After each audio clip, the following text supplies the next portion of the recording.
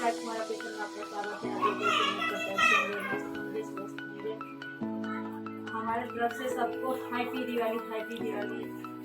दिवाली की सबको देखिए भगवान के लिए दिवाली के लिए माला दरवाजे पे लगाने के लिए झूमर गेट लगाए हैं। झूमर गेट देखिए, झूमर गेट बनाए फिर भी यहाँ पे लगता है काम। देखिए अपना ऊपरी में कल था ना, इधर आज है पड़ुआ का दिन है दिवाली, आज सभी मना रहे हैं। तो अकेले हम थे तो अकेले कल नहीं मनाते ना, आज हम भी मना रहे हैं। इसके लिए अभी माला बना रहे हैं, माला बनाएंगे, दरवाजा पे लगाएंगे। उसके बाद से पूजा को तैयारी कर दिए, पूजा करेंगे। अभी तो भगवान के लिए माला बनाएंगे, भगवान के लिए मतलब भगवान के लिए दरवाजा पे लगाएंगे।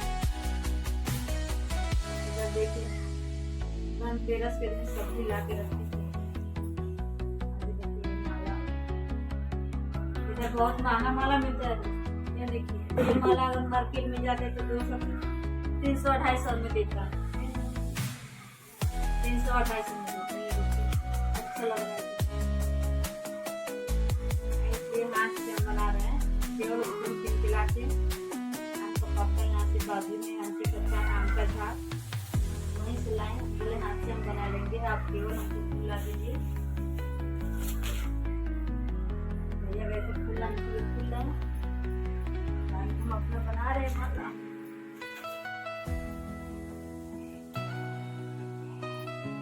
आप लोग का कल था दिवाली, हमारा आज है। कल इतना बारिश हुआ था, इतना बारिश हुआ था, पूछिए मत, इतना अच्छा रंगोली डाली थी। भगवान पूरा धूल दिए, अच्छा बनाए थे। आज भी थोड़ा बहुत आया बारिश।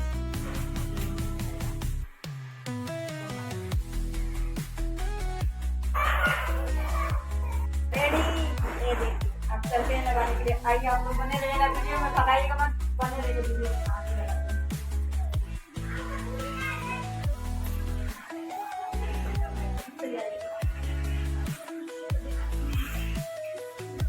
ये देखिए मेरा अच्छा गोली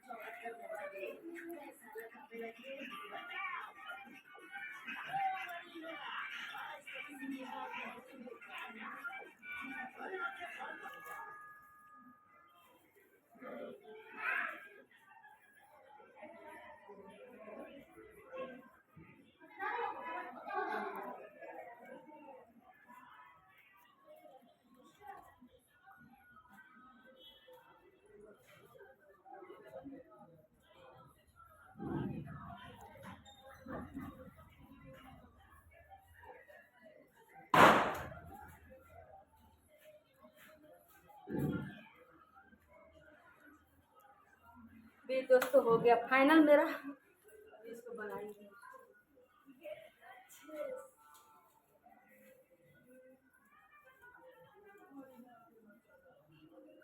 इस पे ऐसे लगाएंगे।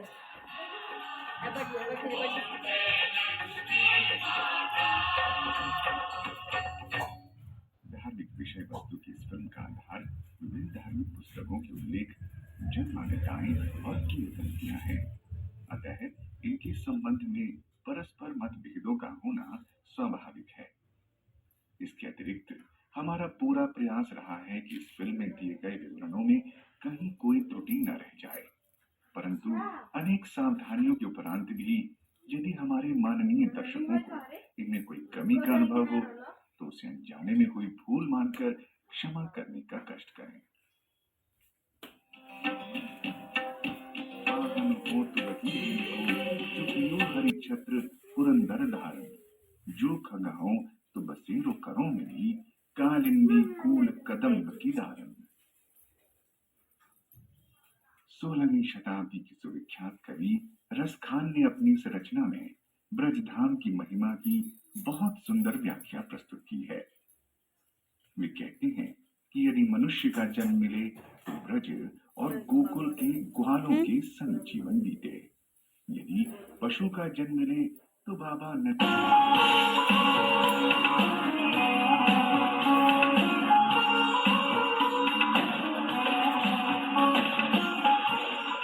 की गायों के बीच चरने का सौभाग्य मिले।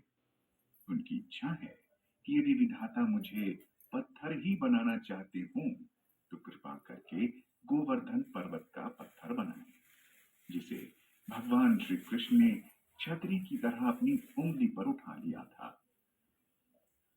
कवि रसखान की इच्छा है कि यदि पक्षी का भी जन्म मिले तो मेरा बसेरा उसी कदम्ब के पेड़ पर हो जिसके नीचे भगवान बंसी बजाते हैं। कहने का तात्पर्य ये है कि कवि रसखान हर हाल में ब्रज और गोकुल की धरती पर ही रहना चाहते हैं। अपनी इस अद्भुत रचना में कवि रसखान ने जिस गोवर्धन पर्वत का पत्थर बनने की कामना की है, वो गोवर्धन पर्वत आज भी श्री कृष्ण और राधा रानी के अनगिनत भक्तों की श्रद्धा का केंद्र है। गोवर्धन पर्वत को साक्षात हरि का स्वरूप मानकर न सिर्फ विधिवत पूजा अर्चना ही की जाती है, बल्कि इनकी परिक्रमा करने की भी परंपरा है। द्वापर युग में अवतरित भगवान श्री कृष्ण के विषय में जितना कहा और लिखा जा चुका है, उतना शायद दुनिया के किसी भी अन्य महापुरुष के विषय में नहीं। भगवान श्री कृष्ण के व्यक्तित्व और उनके दर्शन पर अब तक कितने शोध और विचार प्रकाशित हो चुके हैं, इस बारे में निश्चित रूप से कुछ भी नहीं कहा जा सकता। ब्रजभूमि का कण कण भगवान श्री कृष्ण के अलौकिक तेज से परिपूर्ण है। यहाँ की आबो हवा में एक अजीब तरह का आकर्षण है और यही अदृश्य, अनजानी और अनबूझ शक्ति कृष्ण भक्तों को ब्रजधाम की ओर खींचती रहती है। गोवर्धन पर्वत ब्रजमंडल का एक बहुत ही महत्वपूर्ण स्थान है। कहा जाता है कि जब देवराज इंद्र ने ब्रजधाम में मूसलाधार वर्षा आरंभ कर दी, तब ब्रजवासियों को बचाने के लिए भगवान श्री कृष्ण ने इसी पर्वत को उठा लिया था, ताकि ब्रजवासी इसी के नीचे शरण ले सके। गोवर्धन पर्वत यहाँ हमेशा से नहीं था। धार्मिक पुस्तकों के अनुसार ये पर्वत मूल रूप से उत्तराखंड राज्य में था। माना जाता है कि जब भगवान श्री राम लंका जाने के लिए समुद्र पर पत्थरों का पुल बनवा रहे थे, तब श्री हनुमान जी ने सोचा कि छोटे छोटे पत्थरों की मदद से पुल बनाने में अधिक समय लग सकता है। इसलिए उन्होंने उत्तराखंड के पहाड़ों का हिस्सा उखाड़ लिया और उसे लेकर रामेश्वरम की तरफ चल पड़े। इसी बीच उन्हें देववाणी से मालूम हुआ कि वहां पुल बनने का काम पूरा हो चुका है, इसलिए अब इस पर्वत की जरूरत नहीं है। उस समय श्री हनुमान जी ब्रजधाम के आकाश पर थे। ये समाचार सुनकर उन्होंने गोवर्धन पर्वत को यहीं ब्रजधाम में छोड़ दिया। कहा जाता है कि जब श्री हनुमान गोवर्धन को यहाँ छोड़कर दुखी मन से रामेश्वरम की ओर जाने लगे, तब गोवर्धन पर्वत ने उनको रोका और कहा कि आपने मुझे श्री रामचंद्र के दर्शन नहीं कराए, इसलिए मैं आपको श्राप दूंगा। आप मुझे यहाँ छोड़कर नहीं जा सकते। एक पर्वत का प्रभु के प्रति इतना अनुराग देखकर श्री हनुमान ने गोवर्धन से कहा कि आपकी इच्छा जरूर पूरी होगी, परंतु अभी नहीं। द्वापर युग में भगवान श्री राम जब श्री कृष्ण के रूप में अवतार लेंगे तब वे तुम्हें अपने हाथों से उठाकर तुम्हारा कल्याण करेंगे और तुम प्रभु के काम आओगे। इस आश्वासन के बाद गोवर्धन निश्चिंत हो गए और यहीं रहकर द्वापर युग की प्रतीक्षा करने लगे। आप अपनी सुविधा श्री हनुमान जी ने किसी भी दिन को परिक्रमा के लिए चुन सकते हैं। इसके लिए आपको मथुरा आना होता है, जो कि एक सुप्रसिद्ध रेलवे स्टेशन है। राजधानी नई दिल्ली के हजरत निजामुद्दीन रेलवे स्टेशन से मथुरा जंक्शन तक पहुंचा जा सकता है।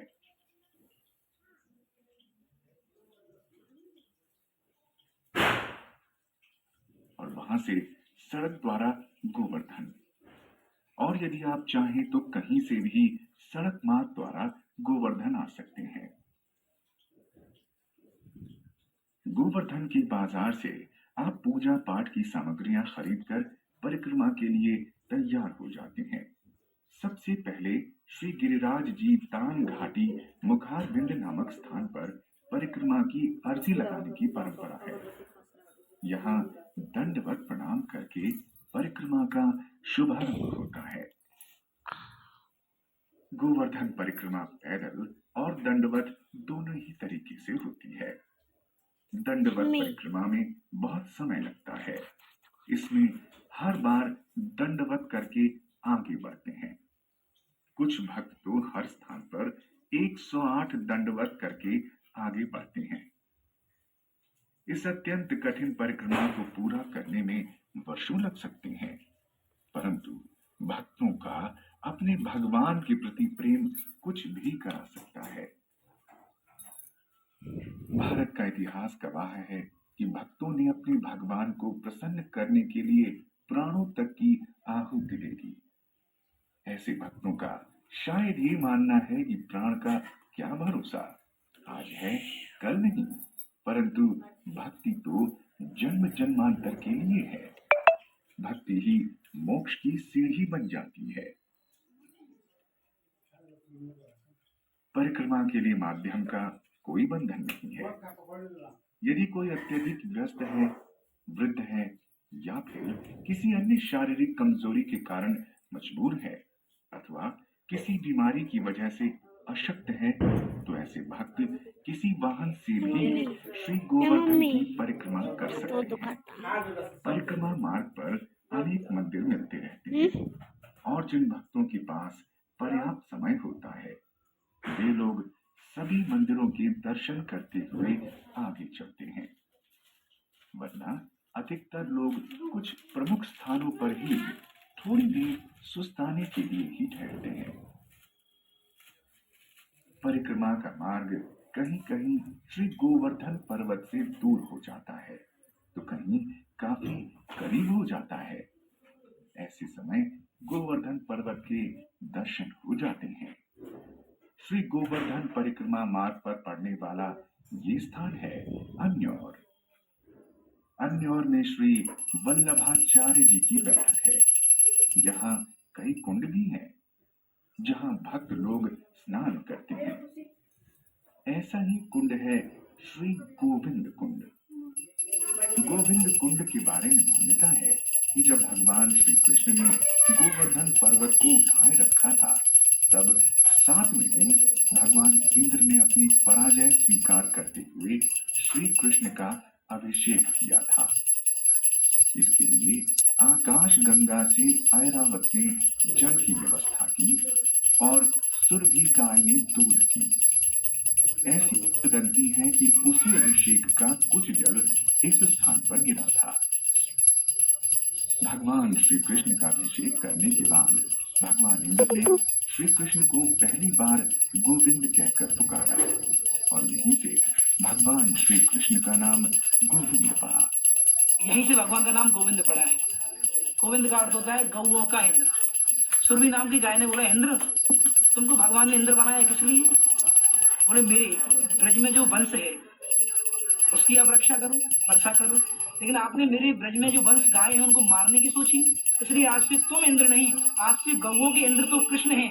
गौधन इंद्र इति गोविंद। उसी दिन से भगवान का नाम गोविंद पड़ गया।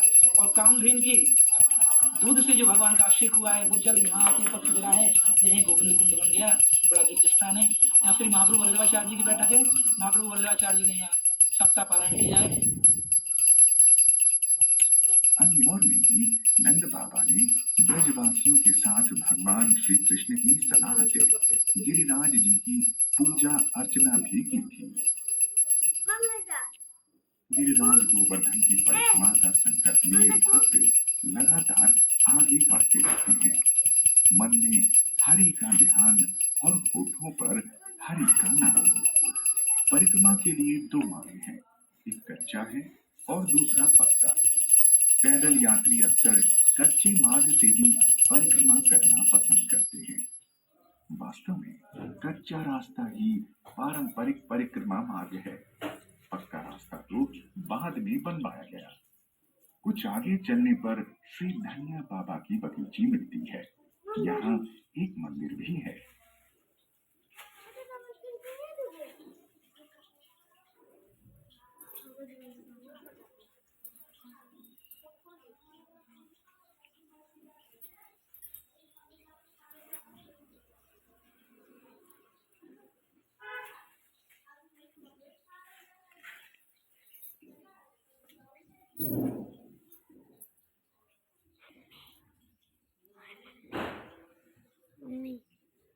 श्री गोवर्धन परिक्रमा का मार्ग एक स्थान पर राजस्थान की सीमा से भी होकर गुजरता है और यहाँ एक महत्वपूर्ण तीर्थ आता है, पूंचरी का लौठा।